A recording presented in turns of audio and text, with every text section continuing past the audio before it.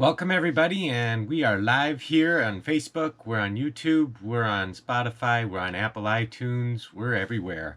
And tonight we're talking about developing definiteness of purpose.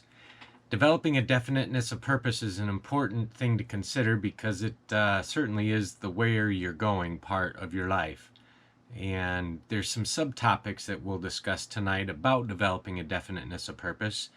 One, a valuable secret. 2, the advantages of a definiteness of purpose. 3, the power of the subconscious. 4, putting definiteness of purpose to work.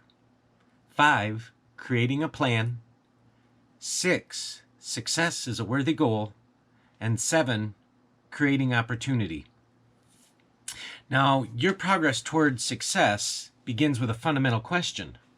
Where are you going? It's a great question. Where are you going? Definiteness of purpose is the starting point of all achievement. And its lack is the stumbling block for 98 out of every 100 people. They simply don't know where they're going. They never really define their goals, so they never start working towards them. Now, if we study every person that we can ever think of that has achieved lasting success, we'll find that each one has had a definite major purpose. Each had a plan for reaching that goal, and each developed the personal part of his thoughts and efforts to reach that goal.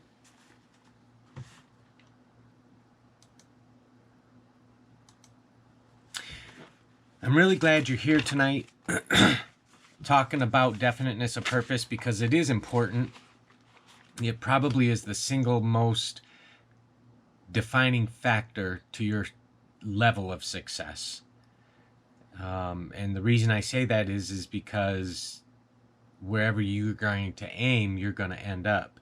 And I guarantee if you follow these principles, you're going to end up where you say that you want to go. So don't go in there with a firecracker when you can use a hand grenade.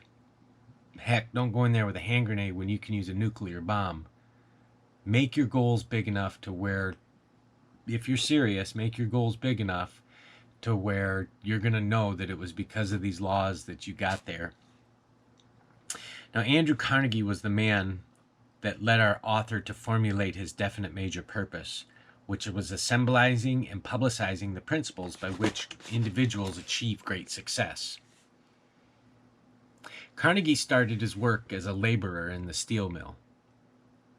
Because of his definite major purpose to make and market better quality steel than anyone else, he was able to he became one of the wealthiest men in the country, and he ended up endowing small towns in all across America with libraries. His definite major goal was more than a wish, it was a burning desire. Only by finding your own burning desire will you achieve that purpose. The difference between a wish and a burning desire is crucial. Everyone wants the better things in life, money, fame, respect, but most people will never go beyond just wishing for them. If you know what you want for life, you are determined to get it to the point it becomes an obsession. You back that obsession with continuous effort and sound planning. Then you have awakened and developed definiteness of purpose. Now, I have a definiteness of purpose, and that's to franchise a hygiene business. So that's a lofty goal, but I'm not going in there with the firecracker. I'm going in there with the nuclear bomb. And if I fall short, well, so be it. I'll still end up way further ahead if I just established a business. That was my goal. So you can see that the difference in the definiteness of purpose can put you on a higher trajectory to achieve more. Aim high, right? Just like the good old slogan from the Air Force.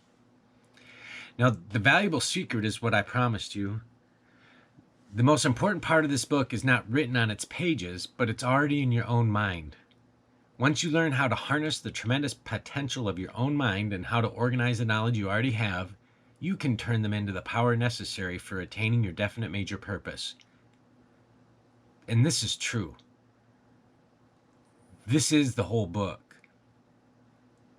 or the whole process of this book is taking possession of your own mind, deciding for yourself that you're going to do it and making up your mind that you're going to put one foot in front of the other and have progress in your life towards that definite major purpose.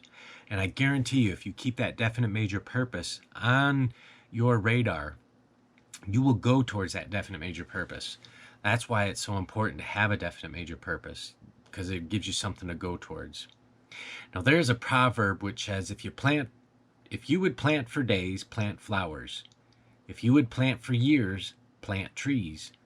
If you would plant for eternity, plant ideas. Now, this book has been written to induce a flow of ideas through our mind. And this video and this audio is also for that purpose. It will induce you and your other self, which has a vision of your innate spiritual powers that will not accept or recognize failure, to go forth and claim the things which are rightfully yours. As Emerson wrote, one single idea may have greater weight than the labor of all the men, animals, and engines for a century. Put ideas and your definiteness of purpose to work. Now, there's advantages to a definite major purpose. The biggest one I can think of is you're not going to get swept up into somebody else's definite major purpose. That's a huge one. You've heard the old saying that if you're not building your dream, you're building someone else's. Definiteness of purpose develops self-reliance, personal initiative, imagination, enthusiasm,